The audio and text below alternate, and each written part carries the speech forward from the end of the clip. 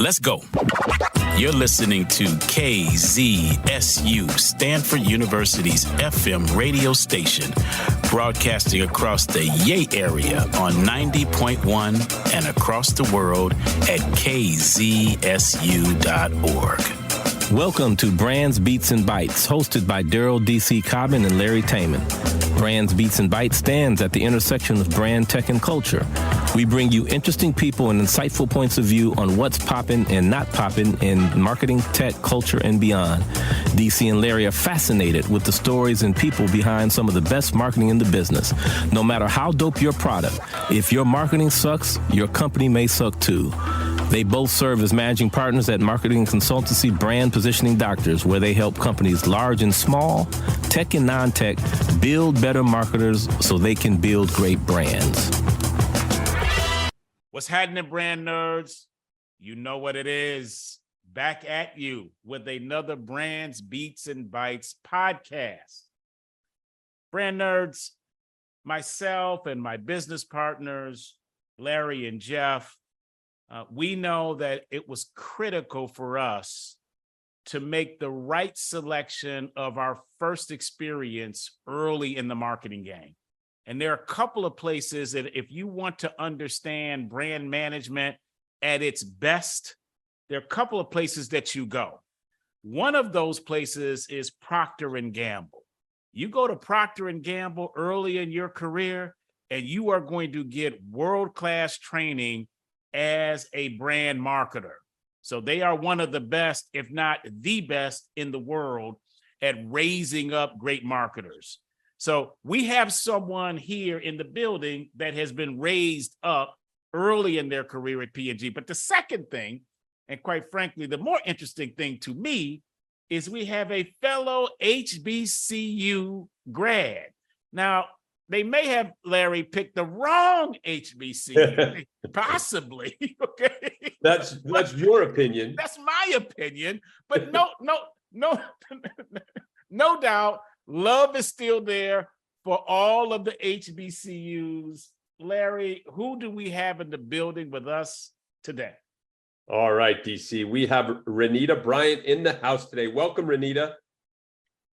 Hi, guys. Hi, DC. Hey, LT. Hey.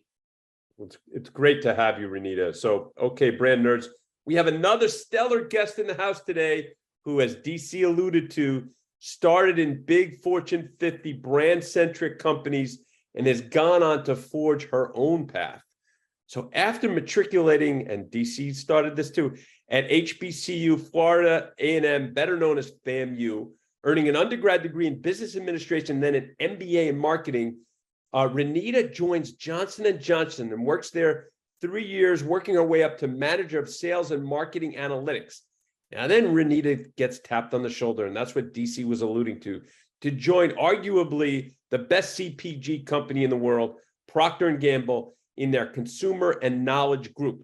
Brand nerds, this is research. And at stellar consumer-centric brand CPG companies like P&G, consumer research is really the backbone, the foundation of the company. In research at P&G, Renita gets to work on great brands such as Crest, Tampax, Gain, and Cheer.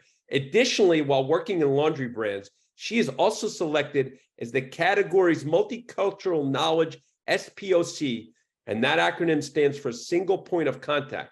In this role, Renita identifies $36 million in optimization across marketing plans, leads the first multicultural marketing mix modeling review, manages an extensive category immersion that refocuses the organizational priorities and brand strategy. And for all this great work, she is awarded the NACMK Insight Award for driving multicultural insights into category foundation. So when you earn awards like that at P&G, that's real stuff, brand nerds. Yeah. So while still at P&G, Renita starts Mind Matters, and that's MYND, a consumer-centric publishing consultancy dedicated to guiding and supporting new and aspiring authors through their book publishing journeys. A couple of years later, Renita leaves P&G to start SightSet Consultancy. SightSet is a team of researchers and strategists specializing in helping clients make meaningful connections with their target audience. Since 2014, SiteSet is one of the Southeast's fastest growing enterprises, driven by a passion to give a voice to underserved and often overlooked consumer groups, as well as deliver high quality, innovative solutions in less time and at lower cost than traditional firms.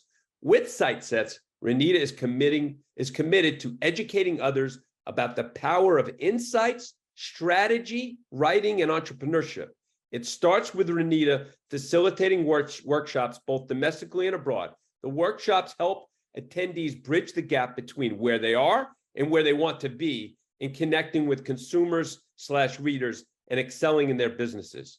Her passion for consumer-centric entrepreneurship makes her the perfect fit for partnering with purpose-driven businesses, organizations, and individuals striving to put consumers at the forefront of their strategy. From writing books to launching household products, Renita ensures her clients are equipped from start to finish to achieve their goals. Lastly, fitting with all the great work Renita is doing in and around publishing, Renita is a board member of the Independent Book Publishers Association. This is really going to be fun, brand nerds. Welcome to Brands, Beats, and Bites, Renita Bryant. Thank you. Wow. Thank you so much. You reminded me of a lot of experiences as well. You know, after you go on in your career a bit, sometimes you forget about some of those early moments, right? And those early wins and those early learnings. So thank you for bringing that to memory for me, LT. Oh, all good. You earned it all. And we love doing that, Renita, because it really provides the brand nerds to get to know the human that we have in our virtual house. So and you've earned all of this. So it's a great place for us to start. Thank you. Thank you. Yeah, we should rename that opening, Renita and Larry, Flowers, because that's what it really is. Right. It's giving flowers to the guest on our podcast, and as Larry has said, they're earned. They're earned, Renita. This is all you. Very, very impressive. I Very appreciate impressive. that. Yeah. So Because you can go through. Oh, go ahead. Go ahead. No, DC. you go ahead, Renita. You go ahead. No, I was just thinking about what you were saying, and it's those moments where you're so used to doing, and so sometimes you forget to look up and see what you've done. And so having moments like that when people do give you the flowers, I think it's meaningful. It makes it count even more. So yeah, thank you. Yeah, someone you're most welcome. Someone who did a quote. This is brother Steve Jobs, rest in power. When he did a commencement address at Stanford, he is famously noted for talking about things make sense in your life. You can connect the dots when looking back. Mm-hmm. That's when you connect the dots. It's hard to do that while you're doing the work, to your point, Renita. And it's certainly difficult to do that looking forward. And so when Larry does this for our guests, including you today, what we hope is that, one, there's an appreciation because you have done the work. But secondly, Renita, that there might be some connecting of dots for you. Right. And Larry, so thank you for doing that all the time, as well as you do it. Renita and brand nerds, they'll remember this, those that were with us from the beginning, is that I used to do some of these and Larry used to do some of these, and it was pretty clear that Larry was better at doing these than me. So Larry does these things, brother LT. So a couple He's things. being very modest, Renita, and I always get uncomfortable with it because it's our guests I just say, here's what they've done, and that's it. All right, LT. So two things before we get to our next section. So LT, when you talked about Florida A&M FAMU, for the brand nerds that aren't able to visually see the podcast, I did the little rattler sign. So I was holding up the little rattler sign, and Renita was smiling. So this is what they do, LT.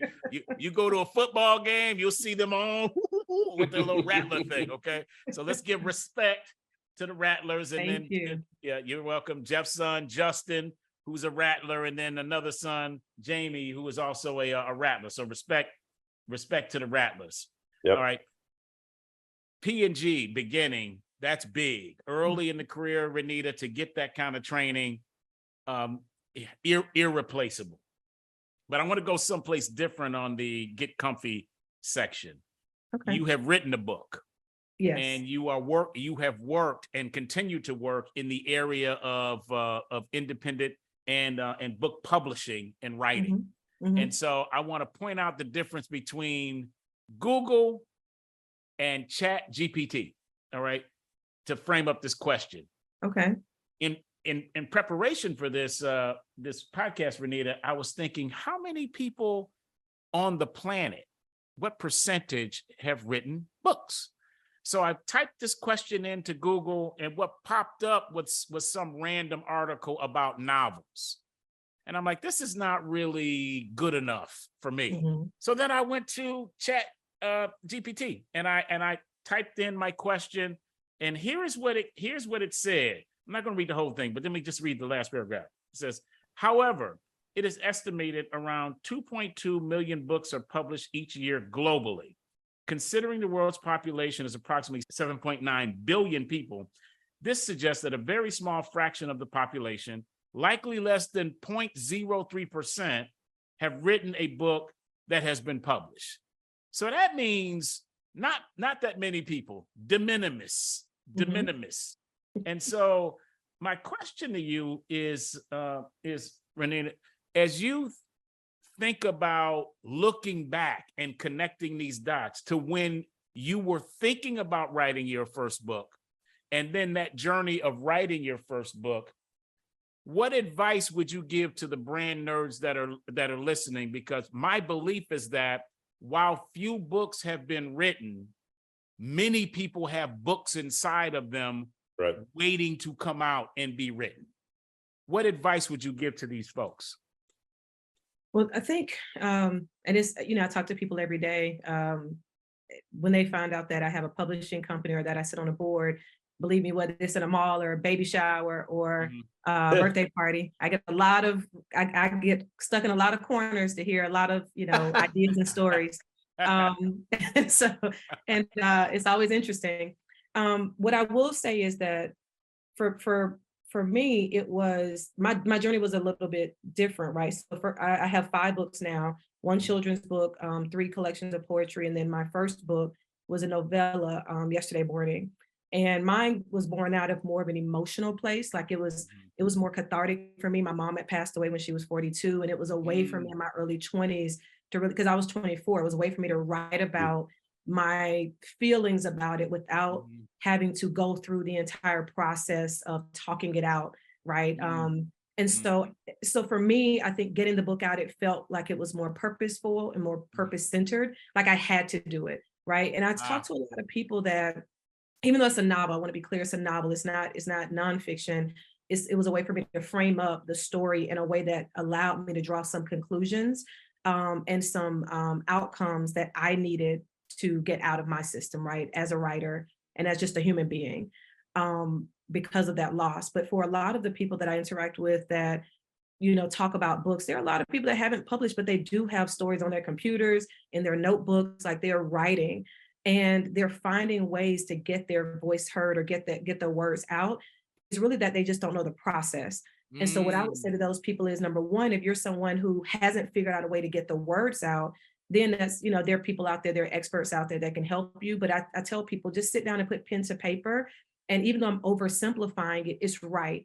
Like you have to just start with writing words and putting yourself on a schedule and making the decision that the outcome that you can achieve is greater than any excuse that you can make up in the interim to not do it, right? So if the outcome is, hey, I really want to get this book published, I really want to get my story written, but I'm tired today, right? I had a long day, I don't feel like writing.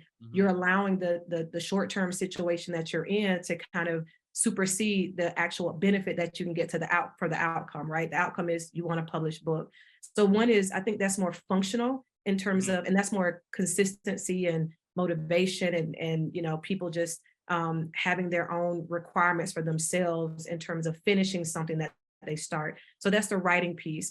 But for people that have already started writing and have their stories out there, they haven't found a way to, they just don't know what to do next. They don't know how to get it published. They don't know how to get it over the finish line. What I would tell them is, first, believe in what you've written, because a lot of people, the fear of people laughing at them, someone, people not wanting to support them, them feeling as though no one will care about what they've written, that keeps a lot of people from crossing that finish line. It keeps a lot of people from taking that next step. So I would say, like, for them, it's really partnering with somebody that can give them a little bit of that boost of motivation, and provide some. So if you're concerned that your story is not strong enough and what you've written isn't strong, then you need someone that's more of an expert in the space to kind of help you strengthen the story, right? Get your story over the finish line. But a lot of it is fears. A lot of it is, some people just, they don't have the motivation to make it through to that finish line, and some people do. And when you do, it's really just partnering with the experts to help you make it happen. I hope that answered the question in terms of like what people can do, because there's so many different stages that people are in with books, Right. and people write for a lot of different reasons. And for most of the ones that we come across, the folks that have finished putting pen to paper and they're ready to publish, they always talk about this internal motivation. They talk about the fact that they just had to get their story out there. They had to help someone else or provide clarity to someone else. There's this deeper purpose. And so if you feel that way, keep pushing that purpose out until you partner with the right person that can help you bring it to life in the marketplace. I think that's great advice right there. That's phenomenal advice. I have a couple of things I want to do in reaction to it, but Larry, did you have anything? Nope. Renita, you talked about motivation. Like having the motivation to actually create a book. And then you also talked about fear and how fear can sometimes block one from going forward because you're fearful of how people may respond to it. And then you talked about a purpose that may be inside of some folks where they feel like they had to write it, they had to do this. And I tell my daughters, one of whom is a producer on this show and is listening to this podcast right now, that their gifts are not for them. Their gifts are for other people. Exactly. I've been telling them that since they were really little. And I'll use myself as an example. I've written one book. I wrote that book because of my daughters, Haley, Sydney, and Lauren. It was at a very difficult time in my life. My former wife at that time, we were separated. So we first had a separation and later we were divorced, but first separation. I did not know, Renita, if my wife and I would in some way reconcile, and my daughters were very young. They were very young and I was afraid. And in my agony, and I was actually living in the basement of my best friend, Jeff, who who's also producer here for this podcast and my business partner, and he and his wife and his family's home in the basement. I was in literal and figurative darkness, and I was crying. And I did not want my daughters to make some of the same mistakes that I'd made. So I started writing to them advice from their father. That became a manuscript, which became a book. So I did not write that book for myself. I wrote that book for my daughters. So it is exactly in line with what you were saying. So brand nerds, if there's something inside of you that you need to get out, don't do it for yourself. Do it for those whom you believe it will benefit once you get that out. So thank you very much, Renita, for giving us some insight into that. No problem. No, that's powerful. It is. Thank you. All right, Renita, we have a sponsor on the podcast, a sponsor that we think very highly of, and Larry does the read for our sponsor. So Larry, would you do the honors? Love to. So, hey, brand nerds, back here to talk to you about specificity. And brand nerds, we know many of you are immersed in digital marketing or simply involved in it. Either way, if you want to optimize your digital marketing to maximize results, we have the solution for you. In 2021, an interesting thing happened that forever changed the landscape of digital marketing. Apple's iOS update was structured to provide users the opportunity to opt out of ads, with more than 90% of users opting out. Android quickly followed suit with similar opt-out numbers. This situation created complete upheaval for the entire digital marketing infrastructure, with engagement rates falling precipitously. Now you know why you may be a 24-year-old single dude playing your favorite game app on your phone, and all of a sudden you're being hit with an in-game ad for Pampers. That's serious money down the drain. Here's where specificity comes in to save the day. Specificity does not track or know users' personal data such as name, social security number, etc. Specificity uses device ID numbers similar to a VIN number on a car So they track what users are doing without knowing the personally identifiable information, working in complete harmony with the post-privacy update. So now with specificity, both the consumer and the advertiser are happy, since consumers see digital ads that are relevant for them and advertisers serve ads to people that are receptive to the message. So let's give a real life example. If Jeff's old brand, Lunchables, wanted to use specificity, they can serve ads to only parents, but not just any parent. They can dial into serving ads to only working parents of children 6 to 12. Additionally, if they wanted to, they could also not serve ads to any parents who are vegetarians or vegans who are consumers not likely prone to buy Lunchables. Bottom line is, this would enable Lunchables to be incredibly efficient in serving their message only to those who would be most receptive, and doing it in a way that completely respects said consumer's privacy, since they do not know or learn any personal information about these people. The bottom line is, in 2023, we believe no one else out there can deliver better digital marketing results than specificity. We have introduced specificity to many clients, and everyone is super happy, since each client has been more successful with their digital marketing efforts than they were before. For more information on specificity, please visit their website at specificityinc.com. Again, specificityinc.com. That's specificitync.com. Their website is also in our show notes. If you want to improve your digital marketing results, go check them out. Thank you, LT. All right, Renita, we're going to what we call 5 questions. I ask a question, Larry asks a follow-up, and we go back and forth until we reach number 5. I'm curious. Here you are as a marketing person. You started, as already has been covered, with P&G early in your career. But I want to go back. I'd like you to think about the first branding experience you had, Renita, that really captivated you. You were so into this brand or this experience that you didn't even realize how much time you were spending with it, or how much money you were spending on it, or maybe your family was spending on it. It was almost like a first love, but in this case, a brand. What was that brand for you? So it's interesting because when I think about that, right? I think about, okay, so it's interesting. A brand that comes to mind, especially when I was maybe around middle school age, going into high school, and I think about it more so that it kind of changed my view of how something can make you be perceived, right? How it can change perception of yourself and others. And so I thought about, I'm thinking about the Starter brand. I don't know if you guys. Oh yeah. I remember Starter jackets. I remember that. Okay, so that's those were really big. So that was the thing. So when I was probably around middle school, late middle school, my dad had 2 Starter jackets. And one was for the Miami Hurricanes. So it was the orange and green, always been my colors, I guess, DC. So the orange, green, and white. So for the Miami Hurricanes. And then it was for Raiders. It was black, gray, and white. So, and they were the pullover type. I remember going to school one day, and these were my dad's. I just wore them probably for comfort, and was like, oh, I'll just wear this jacket.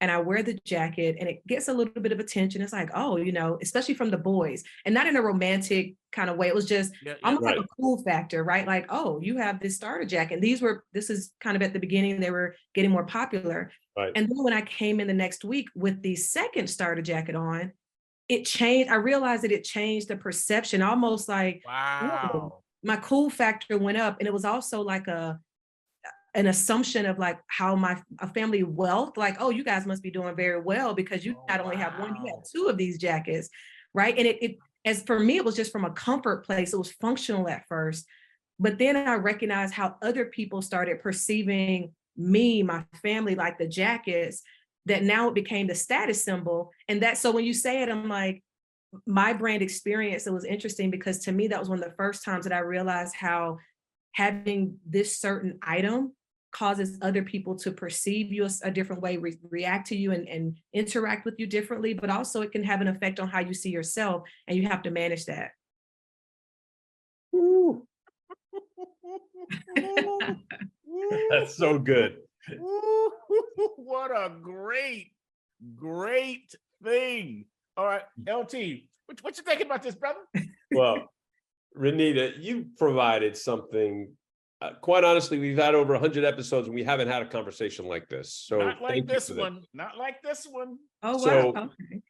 I think there's so much in the example you provided for at a young age to pick up on that perception Yeah.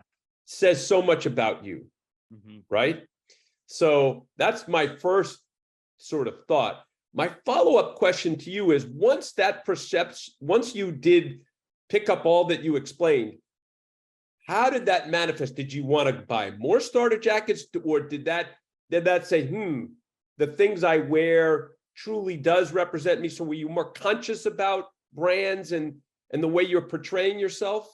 Yeah, I think Does that make sense, that question? it does. Is interesting, because as I'm thinking about it, you remember like high-tech boots also became big. Oh, yeah. And so what I did was, at one point I was starting to get wrapped up in, what brands I have on and what other people may believe, right? But my parents were totally, maybe my dad was more into it, but my mom was very anti-brand. She didn't care. She was about cost-effective living. Yeah. And so I remember thinking about all these things that were on trend and how I wanted to buy these things because, of course, I'm cool, right? I have these jackets. People are perceiving me a certain way. If I have these things, I'll be perceived a certain way. And I ended up having more conversations with my parents, especially my mom. And it was like, that doesn't matter. Like, her focus was, get your grades. You can worry about that later. And I think some of that started to kind of bleed into how I was thinking. Like, I was getting caught up in the material, and she was so anti the material. And I thought about, like, is this really who I want to be? Because again, to be honest, I started thinking that I was not better than other people, but a little bit like, hey, I'm better than people who don't have two jackets. Like, if I'm being honest, right? Right. I thought I was better by having these things. And so over time, it started to feel inauthentic to me, though. I'm not somebody who puts a lot of weight on material possessions. And so to answer your question, LT, it was almost like I needed to separate myself, because if I kept going down that path, I was going to not recognize who I was. So I didn't get the high-tech boots. Like, I started almost railing against the things that were on trend, like, oh, I'm not going to go on my senior trip. My parents will pay for it. I'm not going to do that because it's costing them money that's unnecessary. I'm not going to buy these. I've never had a pair of Jordans, not that they're not amazing, but it was just certain things that I never even asked for, because I felt like, I don't know if it's important. Like, that's not what's important to me in my life right now. Right. And I don't want to get so caught up in thinking that it is, that I start making decisions that aren't helpful to me, and I'm starting to lose myself in that. And I've actually had a mentor as an adult say something similar about handbags. And I made a comment after I started getting some success as an entrepreneur, making a little bit of money. And I was around women that all had these designer bags, and they were wearing all these labels, and I thought I should get me one. And I remember her saying to me, and she's somebody who had a bunch of them, but she was like, don't start, like, don't take yourself down that path. And it kind of took me back to that starter experience. Like, don't get caught up in that, because it's not authentic to who you are. You're going to put too much weight on this material thing.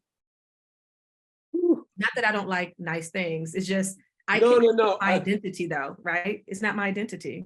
I think I'm so struck, like I said, and as you've expounded upon it further, even like for someone at a middle schooler to not only pick up on all those things, because most middle schools pick up, oh, I have Jordans, I'll wear them, I'm cool. But yours is much deeper than that, because it got you to actually think about, oh, what's going on here? And how am I going to then take that in?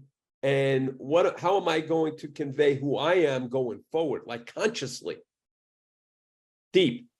Yeah. Maybe it links to what I do now, like, right, with having a market research company that DC and LT, you guys were saying in the intro about linking it together, being able to look back based on that Steve Jobs quote, because from that age, I have been asking those deeper questions and trying to get down to the root of things. Yeah, no, Renita, it's not maybe, it's definitely, there's definitely a connection here.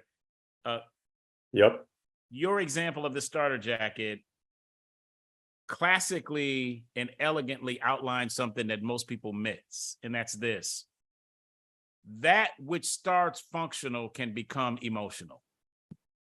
That which starts functional can become emotional. That's what happened to you. You were not thinking about the starter jacket as cool. You were not thinking about these colors as the vibrant colors. You were like, it's cold up in here. I need to put on the jacket. And then that functional comfort benefit, because that's a benefit, being warm is a functional benefit, that then led to the emotional of, whoa, wait a minute, now it's kind of popping around here, which leads me to 3 C's that happen afterwards. 1, cool. People considered you to be cool, and you started kind of thinking a little bit at yourself. DeAndre Jordan, who is a basketball player, he used to play for the Los Angeles Clippers, and he was slamming the ball all these different kind of ways, Renita, when Chris Paul was his point guard, and they got off to a roaring start in the season, and DeAndre Jordan said, you know, I think we're kind of smelling ourselves a little bit here. So you cool. The second C is conversation. You had a conversation with your mother. And the third C is congruency. You then begin to think about what's congruent with my soul, what's congruent with my values. Yeah. So I think that's super, super dope. LT, you want to hit the next question? I sure do. So Renita, who has had or is having the most influence on your career? So I would definitely say the first person that comes to mind, I know she's impacted especially the research business the most, is Tanisha Jackson Warner. She's actually the CEO of the IGAMI Group, IGAMI Consulting Group based out of New York. And the impact that she had was, I didn't have, you know, a big portfolio of clients and experiences, right? I had P&G on my resume, Johnson & Johnson on my resume. I interned at Goldman Sachs and Oracle and different things, but I didn't necessarily have a bunch of clients on our roster as an entrepreneur. And early on, Tanisha and her husband, Mike, who's the COO of the company, took a chance, and they had big name clients, like P&G was actually one of their clients. And so they have an advertising agency. And one of the things that they needed was the consumer insights portion, right? They had these great creative ideas, but we understand in marketing, like you need to be able to actually validate that. You need to talk to consumers and understand what they need and what they're thinking. And so you can come with a creative idea, but a brand is going to say, okay, well, what is this stemming from? Like, you know, what's the insight here, right? And they were missing the insight. And so she saw the value and, you know, took me along for the journey, took the company along. We grew exponentially due to that relationship. I mean, we were a part of some major shakeups, like with the Aunt Jemima name change. We did the research. Sites led. Wow. That work. And so regardless of how people, you know, if they love it or don't love it, the outcome of it. But yeah, we were doing the quals and the quant, and we were doing the studies and working with the leadership based on the work that through the partnership and the relationship with the IGAMI Consulting Group, who had PepsiCo and Quaker as a client. And so, I mean, it's a lot of things you're seeing on TV and on shelves that we've impacted because of that relationship with Tanisha and IGAMI. And she's just a great leader, and she taught me so much. And she also partnered me with another mentor, that's Michelle G, who, when I met her, was a senior vice president at BET. And then she went on to be CEO of Ebony and Jet, and now she's the president of Byron Allen Group. But Michelle's more like a big sister to me. I'm sorry, is this Michelle Garner? Michelle Thornton G. Okay, all right, G. Okay, all right, got it. Okay, keep going. I thought G-H-E-E, yeah. Right, and so she's phenomenal, people. If you ever have a chance to talk to her, meet her, she's phenomenal. But I mean, she was someone so Tanisha gave the company that opportunity, but Tanisha introduced me to Michelle. And Michelle really, for both of my businesses, kind of just catapulted them as well, like in terms of openly allowing me access to her network. And so every time anybody ever asked me in any interview about anybody that's had influence or anybody that, you know, has significantly impacted me in business, Michelle's name is always going to be mentioned. We published all 3 of her books, right? Like, she just always speaks my name in rooms, even when I'm not there. And she doesn't hesitate to support me. We're doing a venture together now. Like, she's trying to make sure that not only is she securing her future, she's helping me secure mine. And I value that. You know, she saw something in me years ago, and she's made sure to tap into that and make sure other people know about that. And I appreciate that. Wow.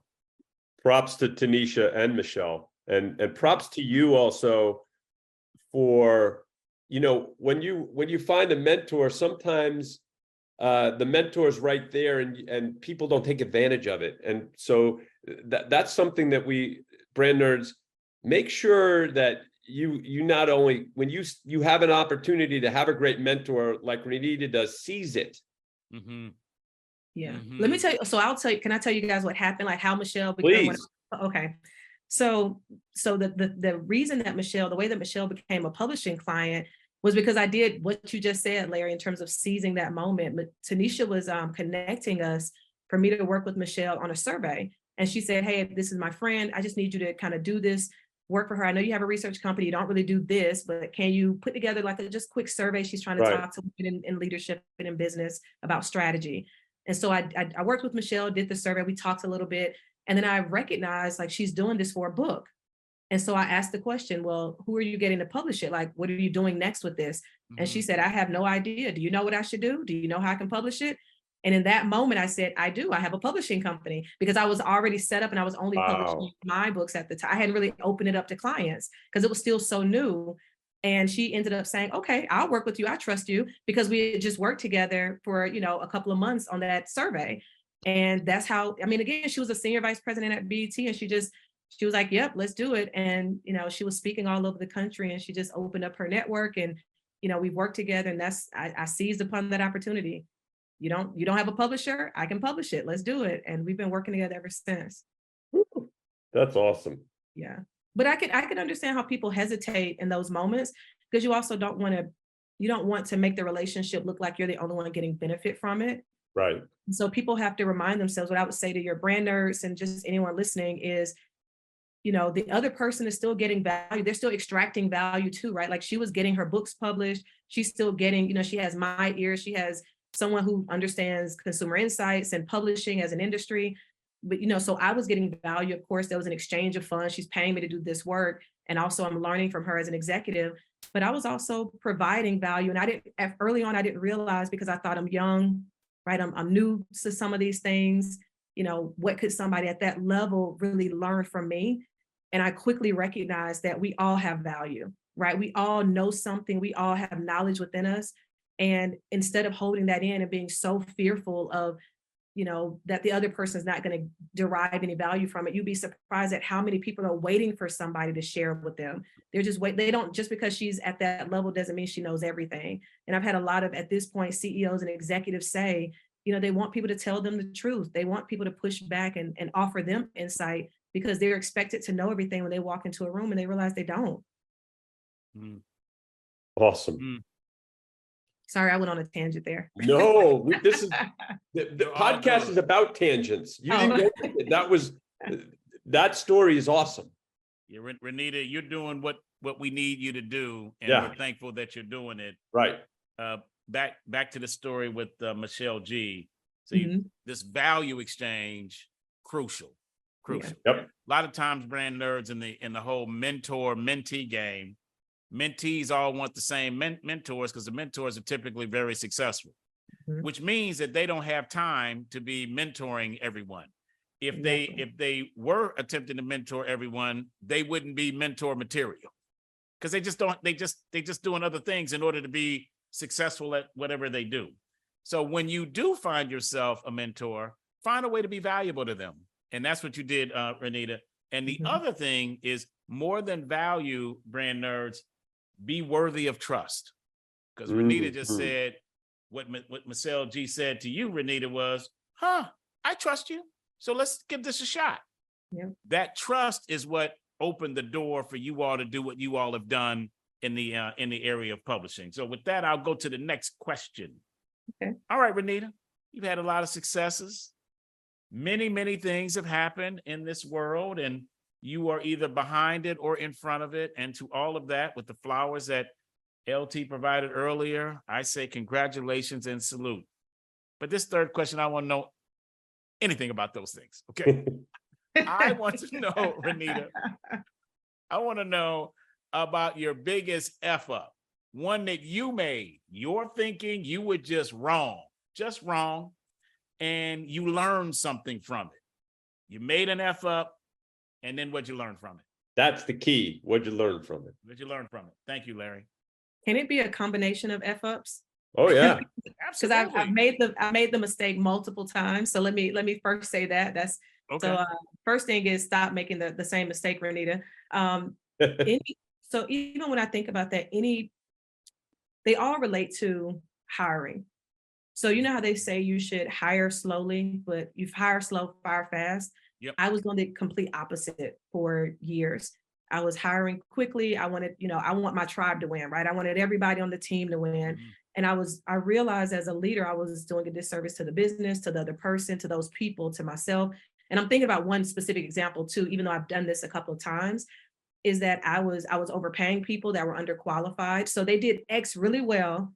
And I thought and assumed, oh, you do X really well. Of course, you'll do Y very well. Of course, that translates to Y. And so you can come into my business, right? Come into this company, and I want you to do Y. And I'm going to pay you probably twice as much as I would pay someone else that's competent and capable of doing Y because they've studied for it. But you're my friend, right? And so I would hire people quickly and just make that rash decision because I just assumed that they could do the work. I was bringing them in too fast. I was paying them too much money.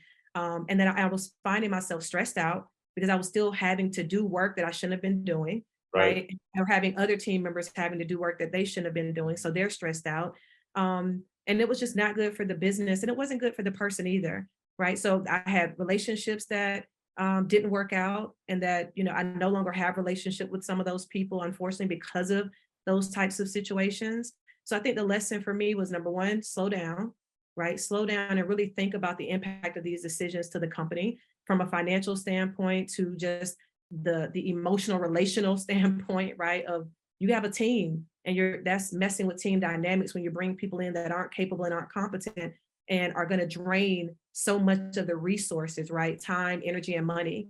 So to me, like I said, I don't want to get, because it's human capital, I want to say any one person, but I do see that I've made that mistake a couple of times. And it took me a while to realize what was happening. And when you lose friendships and relationships off of that decision, you have to learn from it, right? Because you don't want to go through life just continuing to lose people that matter to you because you're making rash decisions in business, right? You're kind of graying that area of friendship and of business. And so I definitely don't want to do that again. Oh, Dee, this is a good one, isn't it? Mhm. This is a good one. So Renita, thank you for sharing that. And what's interesting about this, we alluded to before that you, with the first question, you came up with a completely original answer that we haven't heard in all the many podcasts. This one we've heard a lot of times, and we can't keep hearing it enough, quite honestly. Yep. Because it is something, and again, it pops to mind, DC. You remember Ellen Stone, who runs marketing for Bravo? Oh yeah. Yeah. Talked about this in a huge way. And Ellen went on to talk about how there was one person in particular who was really good at what they did, but was completely toxic from a human being standpoint to the whole team. And she did she said, oh, the person's really valuable, and she should have fired this person way earlier. And everybody on our team came to her and said, what took you so long? Right? That's the fire fast part. And so what you've just talked about is so huge for everyone. Of course, it affects marketing folks, but affects everyone and impacts everyone. So thank you for sharing that. No problem. Yeah, I totally, it's one of those things that you hear about, because we've read a lot of books, right? We've read business and strategy books. We hear about it. I've heard interviews, but then not until you're in it and you realize like, oh, am I paying someone?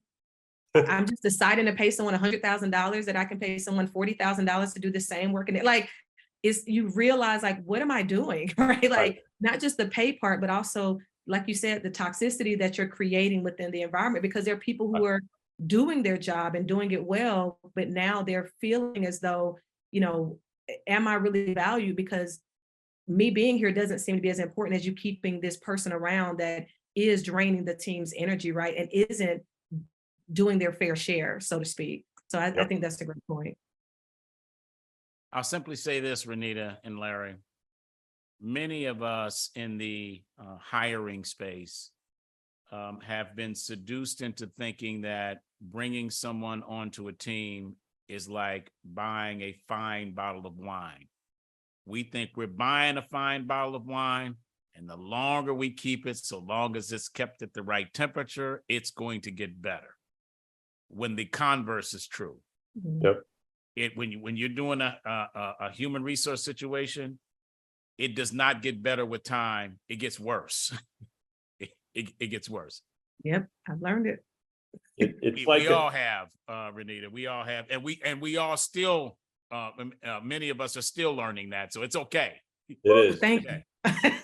Thank It's you. okay. I think that's one of the first things we have to learn is that perfectionism. Like, you don't have to be a perfectionist, right? No, like no. It's okay to get it wrong every now and then. Not at all. Yeah. Not at all.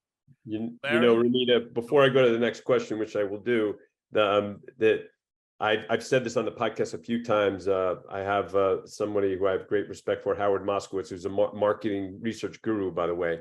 And Howard used to say, "Don't let perfection get in the way of progress." So I think that's apt here. It is. Exactly. That's a good one. I forgot about that one, Larry. Yeah. Okay. So, Renita, regarding technology and marketing, can you tell us where you think marketers should lean in or best leverage tech? Or you can talk about areas you think that they should be leery about and avoid. That's a good one. I think even with DC mentioning Chat GPT earlier. So on the publishing side of my world, right, when I think about Mind Matters and I think about where I sit, we're having a lot of conversations regarding technology and AI tools and how people need to think about it, because you can have someone use Chat GPT to write a book, they put a nice cover on it, and then they start publishing it, and they don't realize there are content integrity rules that are being established now that will kick that out, and they can be banned from certain retailer sites. But people want to use technology, right, for efficiency's sake and for even accuracy's sake. In the example that DC gave earlier, ChatGPT gave a much more accurate response.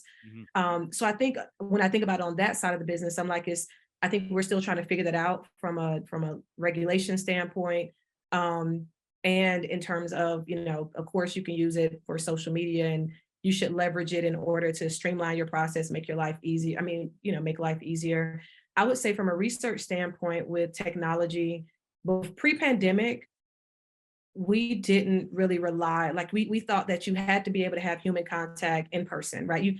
In order to get real human emotions and get human insights, you had to stand in front of someone, ask them questions, learn from them, take a shopping trip with them, right? But then COVID changed all of that. And so I say, when I think about technology and the impact to the business and ways that it's making it better, I think it's causing us to recognize that just like we're doing right now, we're not sitting in the same room, but we can still have a meaningful conversation, right, using technology. And it's recognizing that you can decrease your costs, your overall expenses, your team doesn't have to travel all over the world, and you can still get to great deep learning without having to be right in front of someone. So we're seeing that we're leveraging that more in research. We're actually leveraging on the go, being in the pocket of consumers, right? They have apps and technology where you can go shopping with people. People can take pictures and they can upload those pictures and give descriptions. They can do digital diaries. And so we're seeing technology more in the business, both of the businesses that I'm in. But I would say, I would tell people as marketers to lean into all of that technology, lean into being where consumers are, lean into, where they want to give you their insight and their feedback, and they want to tell you about their experiences. Go to the experience with them, right? Be in their pocket. They're on their cell phone, be on their phone, and don't necessarily rely on the older, more traditional ways of connecting with people, because those ways don't always create the level of engagement that they can, that the new ways can. I like Did that. that address your question? Okay. Oh yeah. What do you think, Dee? Love the answer and the subject, Renita. I'm going to revisit a former guest that we've had, a recent former guest here on the podcast. His name is Abe Smith, and he's head of international for Zoom. And so he's in this space that you're talking about, like, for example, virtually being somewhere rather than physically being somewhere. When the pandemic hit, I thought that our business was going to be kaput. And our business partner, Jeff Shirley, went into the area of video conferencing and helped save what we did as a business that we used to always do on site. by finding a way for us to do it virtually. And we have had very little degradation of experience with regard to the way we do our work virtually versus physically. And that technology has been like life-saving to us. Like we are heavy Zoom users for this reason. So that's one thing to support what you said. But the other thing, so that's the more functional, going back to what we talked about earlier, functional. Then there's an emotional part of this. So Abe mentioned the CEO of Zoom. Abe mentioned what Eric said during one of their meetings. And one of the meetings they had, Zoom meeting, I presume, it was a Zoom meeting. He was like, are we doing the right thing? Like when if we look, we go 20 years out, when we look back, are we doing the right thing? Did the decisions we're making in our business, are they the right things for humanity? And I think that's what's really important. And that's the connection I'm making to your answer. So thank you. That's powerful, because even as I hear that too, and I'm sure you guys went deeper into that, or when you were talking to Abe about that conversation that they'd had on the Zoom team, you know, even from a research standpoint, right? We talk about human connection. We talk about, even with younger generations, being so disconnected from other people, right? And you can sit in the same room and it's like we're talking through our phone or through a game and not necessarily having conversation anymore. And so, you know, it's a powerful thought to try to understand, you know, why technology, with all of its great benefits and how it can make you more efficient and lower your cost as a business, is it causing us to not be able to connect? And I think we still can connect functionally, and not even just functionally. I'm saying functionally because I have a research company. So the function is the market research aspect, or asking the questions and getting answers. But I do believe that I want to just say this as just a human being, I don't think anything from a technology standpoint comes close to having someone put their arm around you, right? Or you sitting in a space with someone, talking to them, you know, you having an emotional moment and them putting their hand on top of yours, or them looking you in the eyes. And when you are, like you talked about, DC, when you were what caused you to write your book, having someone be there with you to where you don't feel isolated and alone, and, you know, in that space, really just alone with your thoughts, but have someone that can say, I see you, I hear you, I understand you, and do that right in your proximity. I think there's nothing that beats that. So technology is great, love it with business, but also, you know, we do have to manage some of those other things, and value the level of connection that we can have with other people, and don't diminish that, you know, as much as we can. Good. Larry, any more before I go to the final question? Let's do last question. Renita, what are you most proud of? Most proud of. You know, it's I know this is going to sound probably a little bit deeper than it needs to be, but in trying to build a business, like in trying to build something, I am proud that I haven't lost myself while trying to build and create something from scratch, right? You know, I'm proud that I've been able to help other people have a certain quality of life, and pay for their, you know, support their families, and do things that I didn't know I would be doing, you know, at a young age. But it's really, business can be tough. You know, even being in corporate America can be tough. And sometimes you question yourself, you question your own skills and abilities, but trying to build something from scratch on your own is more than a notion. So the fact that I'm still standing and still saying, hey, I still know who I am authentically and at my core, and I haven't lost that in the world where a lot of times, you know, being inauthentic is what people want you to be. I'm proud of that. I'm still my mama's daughter and my daddy's daughter, and I love that. Oh, Renita, you are amazing. I have to tell you again, we haven't had an answer like that either in the most proud section. We haven't. And what I'm struck with is that middle school girl knew who she was, and you've known who you are for your entire path, and for you to be really conscious of that and to build this really successful business, but not lose sight of that. That's something to be incredibly proud of, because let's face it, there's been a lot of what the world sees as successful people, you know, the billionaires and whatnot, and they sure don't seem like they're grounded and, you know, at least from my vision, have a good view of who they really are. They're into the ego stuff of it all, like one Elon Musk, but that's a whole other story, right? Like, but so you should be really proud of that. That's amazing. Thank you. Thank you. Renita, as Larry said, we've done a lot of these podcasts, and it's not very often that in one podcast there are multiple answers that we hear that are nothing like anything else we've heard.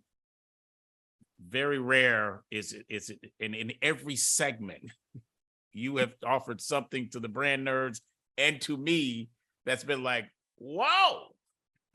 Okay, hadn't thought about it like that before. Hadn't heard that before.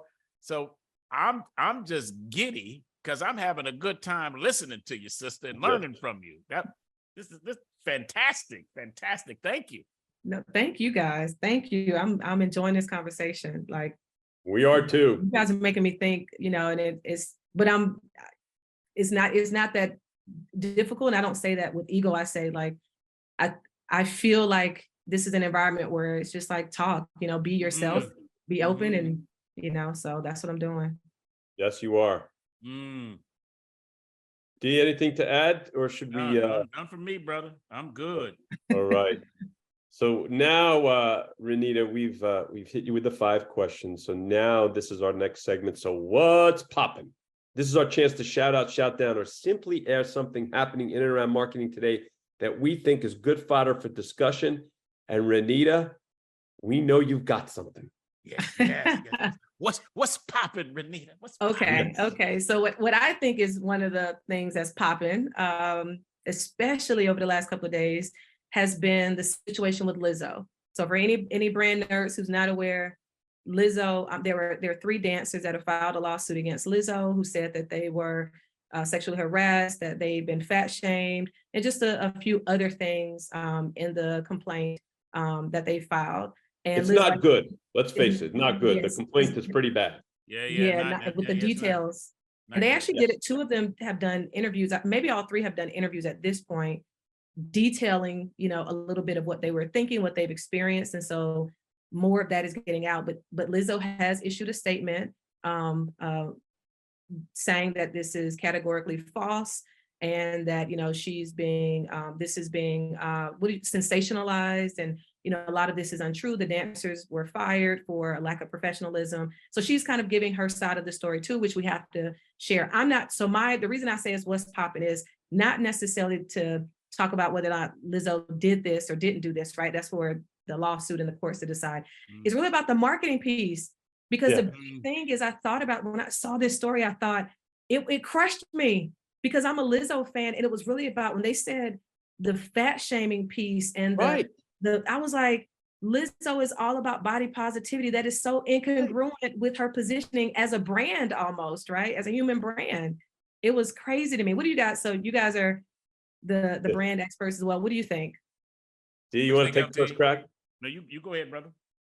It's so funny, Renita. That was exactly my first impression. Like, you know, she is led with, I'm going to use a little Yiddish vernacular from being of Jewish heritage. She's not svelte. Let's just put it that way, right? And she's been proud about that. And that's really cool. And so for then this to happen, like you said, it's so incongruent with what she's done.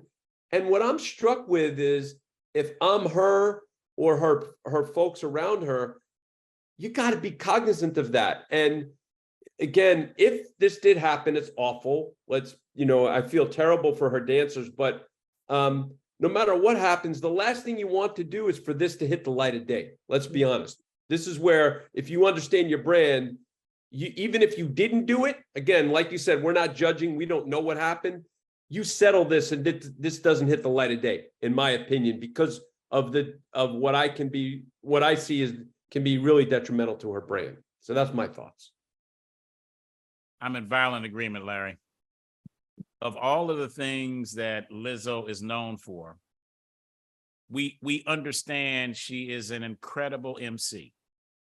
Yep. She is a singer. She can really sing. She's an actor. All of these things about Lizzo and what she does and her talent, they are undeniable, individually and in aggregate. She is a powerhouse. Those are the functional things that Lizzo does. But the emotional thing that Lizzo does is she stands for a community that says, if you're judged on anything, her thing happens to be shaming of body, like, nope, don't do that. But she has cascaded that to more broadly, all of us should be accepted no matter what we have going down, and we should proudly be ourselves. That is Lizzo's brand. That is it, singularly. So because of that, this thing cannot go on. It must end. I don't know what's going on with it. I don't know what's true and what's false. But what I do know, and this way you bring it up, Renita, is every minute this thing continues, is chipping away at the Lizzo brand, and she and her folks cannot have that. So settle this thing very quickly. Let me give an example. I have worked with many celebrities over the course of my career. I've been blessed. I am not in any way enamored with celebrities. I have never done an autograph, never requested one. I have had one person ask for an autograph for me. I have had a person offer to give me an autograph, and I have asked for an autograph for another person. Those are the only 3 times that I have been involved in an autograph. The first time, my mother asked this person to give me an autograph when I was a kid. The second time, this person said to me, I want to give you an autograph. And the third time, I asked this person for an autograph to give to someone else. That person's Muhammad Ali. Okay, that's the only one, Muhammad Ali. And the person who I asked Muhammad to do an autograph for was for Kobe Bryant. Rest in power, both of these men. Okay, both of these men. All right, so now, the brand of Muhammad Ali is global humanitarian. That is his brand. And that's why he was lighting up the torch in 1996 Olympics, because he is the global humanitarian. No one will ever eclipse what that man was when he was on this planet, or posthumously. There's only one Muhammad Ali. Now, privately, when I happened to be with him, these are the things that I saw him do with my own eyes. We're walking through some public area. People start to swarm, literally swarm the man. If he were not truly a global humanitarian, he quickly says to them, get out of here. Or his security does what happened with Mr. Victor Wemby, and Britney Spears, they get out of the way. Okay, that's not what happened. Muhammad stopped, looked around, smiled. Now this man is sick now. He's physically sick. He looks around, Renita and Larry, and then he starts doing magic tricks for the crowd. Right in front of everybody, more and more crowds are gathering. Okay, that's what he did. Second thing, we land at the airport, Charlie Brown Airport here in Atlanta. We are in a motorcade going from the airport to Coca-Cola. And so as we're going, I'm noticing people start coming out of the buildings onto the street like a parade. Why are they doing that? Because every time we stopped the limo, he would let his window down, look straight ahead, and people are like, what? And then he'd look over, and then let it up. And people started calling other folks to say, Muhammad Ali is coming in. Okay. And then last story about Muhammad Ali. We were in an elevator. Myself, his wife, Lonnie, his manager, Bernie Human, and his photographer. Howard Bingham. Howard Bingham. So the five of us are on an elevator. So we're going down, and the champ is leaning against the back of the elevator, like leaning down, kind of sitting down on the railing. His eyes are closed, and I could tell this brother's tired. He's tired. And so we know what's going to happen when he comes off that elevator, because everybody's going to be on him. Ding! The elevator's beginning to open. And this probably is more private than the Ali family would like, but I'm going to share because it's just about his strength. So what the people closest to him would do when it's showtime is they would click. They would click. That let him know, okay, it's showtime. So the clicking started, doors open, he stands up and bolts out of the elevator. Okay. That's a global humanitarian. Yep. If I'd seen him shouting at people, throwing shit at people, that kind of thing, I would have thought, oh man, this can never be known, because that will damage his brand. That's what Lizzo's got to do now in this thing. Okay. Yep. I know I droned on there, but that's no, you didn't. That was I've heard parts of that story. I'm glad you shared the whole thing, D. That was awesome. Yeah, thank you. Yeah, that was good. I mean, that was, because I was waiting. To your point, I didn't know if you were going to go in a direction to say, oh, what we know about Muhammad Ali is false. I know. I was like, please don't crush that. But I'm glad that what you actually communicated was, no, what you saw on the outside or what you saw externally was actually what was happening behind the scenes. And you're right. So often that's not the case, right? Unfortunately, people have this persona so let's talk about that from a marketing standpoint. Sometimes we're people are saying that they're told that you need to be a brand that has a positioning, right? This needs to be what you stand for. And when those things are inauthentic, okay, Larry, I get it now. I'm going back to the middle school me. I see now how the dots, because it's always in my mind, right? When that's not authentically who you are, the problem is staying true to that behind the scenes and in front of the camera and behind it. And again, I'm not saying Lizzo did these things, but I will say if you don't hear, like for Muhammad Ali, it's not like we heard stories saying, hey, he was in this moment, like behind the scenes, people were saying he was throwing chairs and cussing people out, right? Like it wasn't that we were hearing those things, which causes us to believe that what we were saying was true. And when you start hearing those stories, to your point, Larry, you have to just go ahead and get rid of that, in that quickly, because if not, this is going to damage your brand. And now she has products, there's the whole Yitty brand that's associated with her and the whole body positivity and be who you are type of positioning as well. So I'm struck with many people, especially a lot of younger brand nerds. You don't fall into the trap of really being too concerned about being right. Sometimes you can be right, and then you're so strident about wanting to convey that ultimately you hurt yourself. So sometimes, even if whether she didn't do it or not, again, we're not judging that. But you've got to be thinking of the bigger picture here. That's what the three of us are really saying. And sometimes it's not about whether you're right in that micro situation. It's what's best for your brand. That's what we're talking about here. Let me just say this one final thing about Muhammad Ali. You brought up this congruency, Renita, between external brand and then internal, who the human is and behind the scenes, and whether that is in fact congruent or not. Muhammad Ali was even better privately than his brand publicly. Wow. And that's saying something. He was even better. Yeah, he was even better. That's all I got to say. Say less. I think that's a mic drop, D, for what's popping.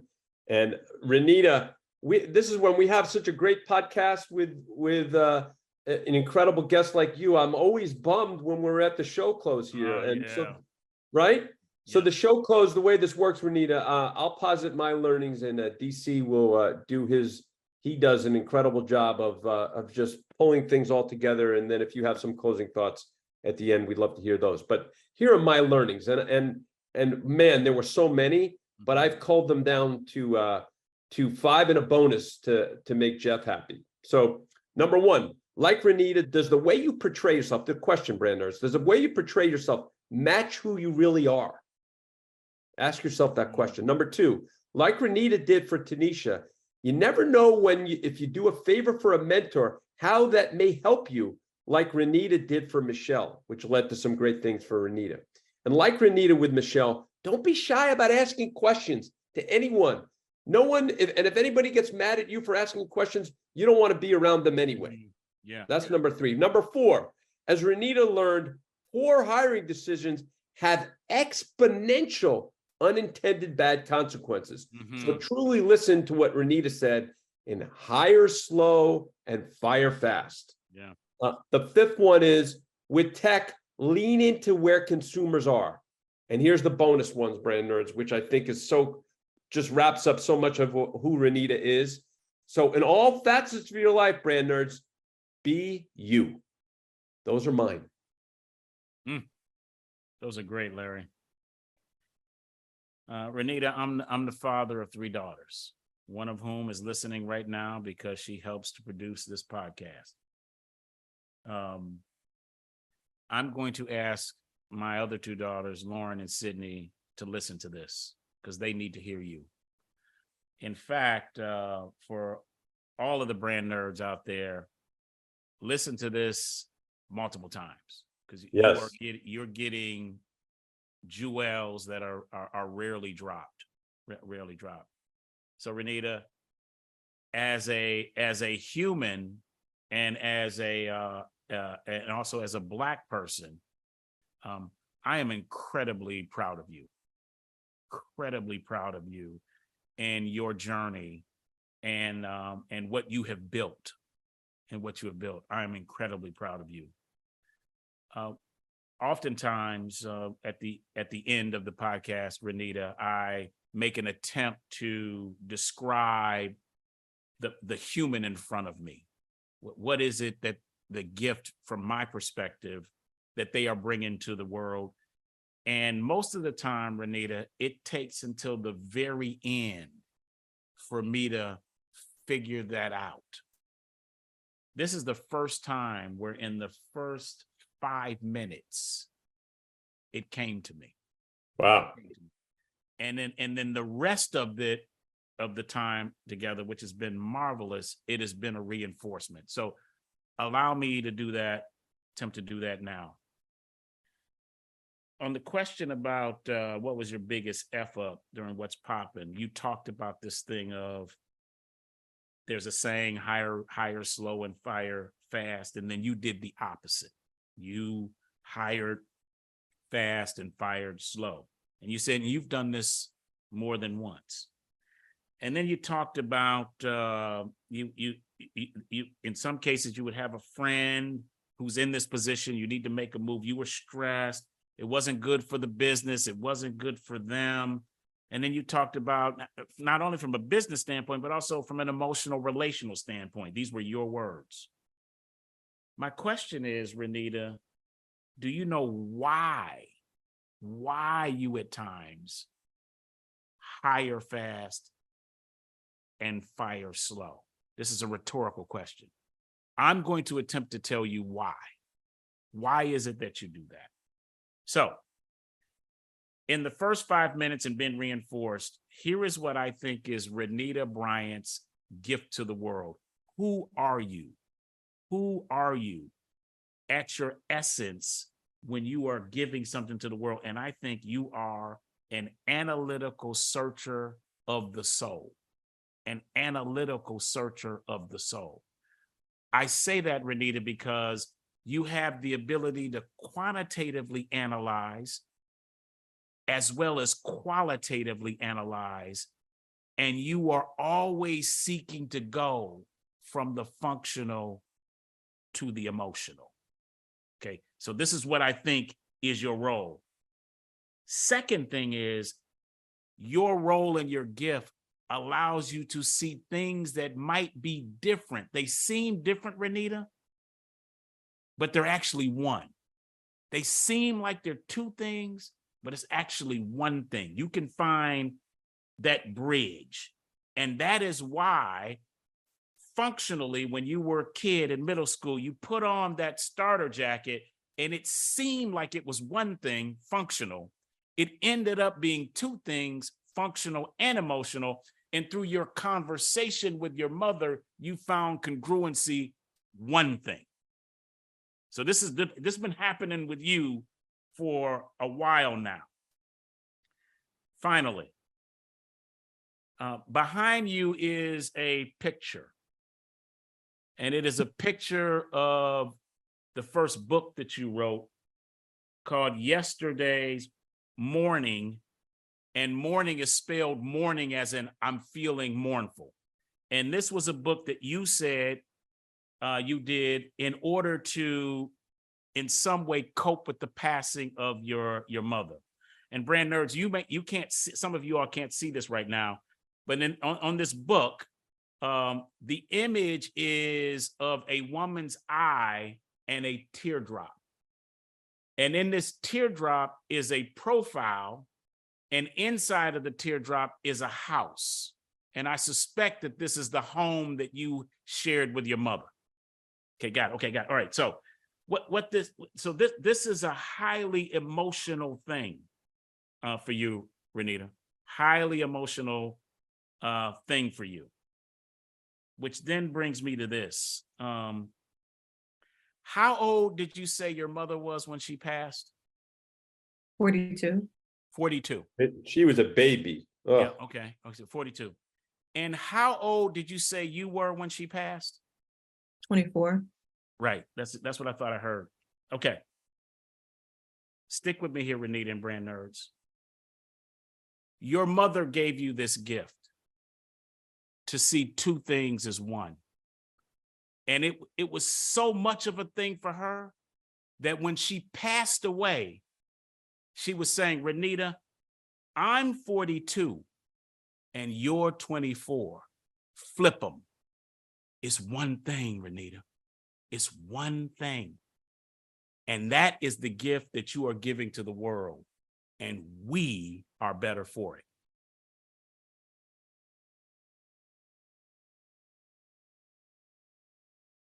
How about that, Renita? I know. I'm like, I need a second with that. I don't want to start crying on this podcast because I'm also about to be 40. My mom's birthday is 4 days before mine in October. So I'm actually about to be 42. Right. Oh, wow. Yeah. So even the fact that you brought that to light, DC, and how you actually put that just hit me. Like it hit me in my spirit. Sure. I hear you. I receive what you're saying. I hear you. Thank you. Thank you. You're welcome. You're welcome. Keep using the gift, Renita. My encouragement to you, make it bigger. Whatever's in your mind now that you are doing, and you have done great things, make it bigger. Yes. Find two things that seem different that are gigantic independently. You, Renita, bring them together as one, make them bigger. That's all. No limits. Yeah.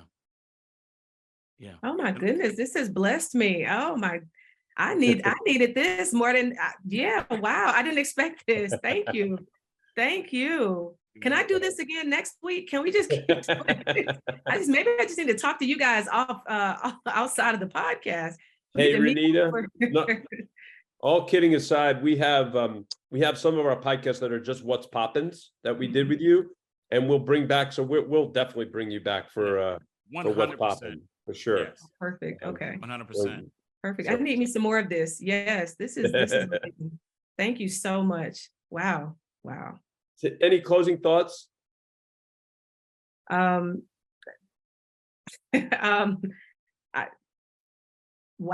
I think that the conversation has been amazing, but just the questions, you guys just talking to you, it felt very comfortable. No, this has been, I already told you my closing statement. I need to come back. I need more of this in my life. This has been great. Thank you. Thank you. I'm truly appreciative, sincerely. Well, this was awesome. We loved having you. And this is truly the show close that we'll segue to Brand Nerds. Thanks for listening to Brands, Beats, and Bites, recorded virtually on Zoom in a production of KZSU, Stanford 90.1 FM radio, and worldwide at kzsu.org. The executive producers are Jeff Shirley, Daryl D.C. Cobbin, Larry Taman, Haley Cobbin, Jade Tate, and Tom Dioro. The Podfather. That's him. And if you are listening to us via podcast, it would be great if you can please rate and review us. Additionally, if you do like the show, please subscribe and share. We hope you enjoyed this podcast, and we look forward to next time where we will have more insightful and enlightening talk about marketing. If you wish to contact us, our email is brandsbeatsbites@kzsu.stanford.edu. Again, that is brands, BRANDS, beats, BEATS, bites, BY as in yellow, TES @kzsu.stanford.edu.